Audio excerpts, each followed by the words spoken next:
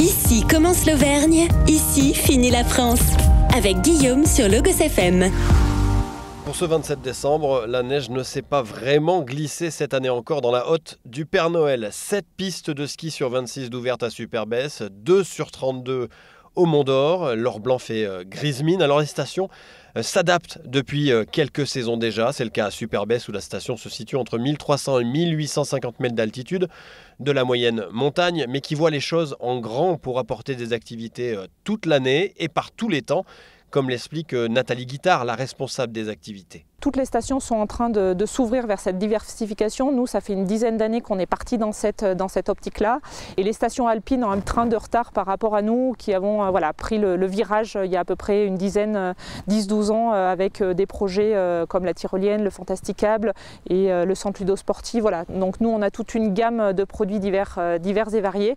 Mais c'est vrai qu'on peut dire qu'on est en avance sur notre temps. Alors aujourd'hui, 20% du chiffre d'affaires provient des activités hors ski, tyrolienne, centre thermoludique ou encore luge sur rail, un projet de plus de 3 millions d'euros qui va voir le jour à Superbès. On est presque ouvert 10 mois sur 12 sur la station de Superbès.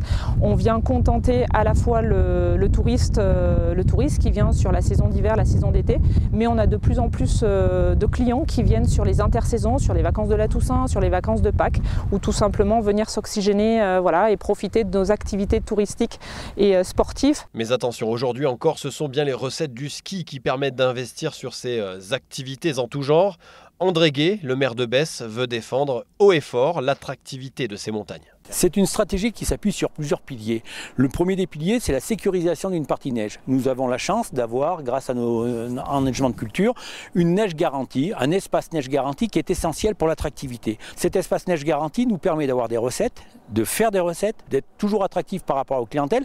Et surtout, c'est ces recettes-là qui nous permettent de financer les autres activités de pleine nature 4 saisons. Ça, c'est essentiel. Elles ne se financent pas s'il n'y a pas la neige.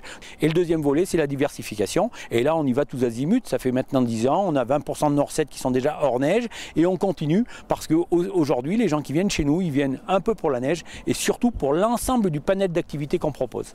Et se diversifier, c'est aussi anticiper l'avenir économique local. C'est surtout aussi la volonté de proposer des emplois qui soient des emplois plus durables, plus longs, c'est-à-dire des contrats à durée indéterminée, alors que l'effet neige est toujours très saisonnier. Là, en travaillant sur la pleine nature, on est sur les 4 saisons, on est sur des emplois qui permettent aux jeunes de s'installer sur le site et d'une certaine manière de faire vivre aussi l'économie locale plus durablement, de façon plus longue. C'est quelque chose qui est gagnant-gagnant pour tout le monde.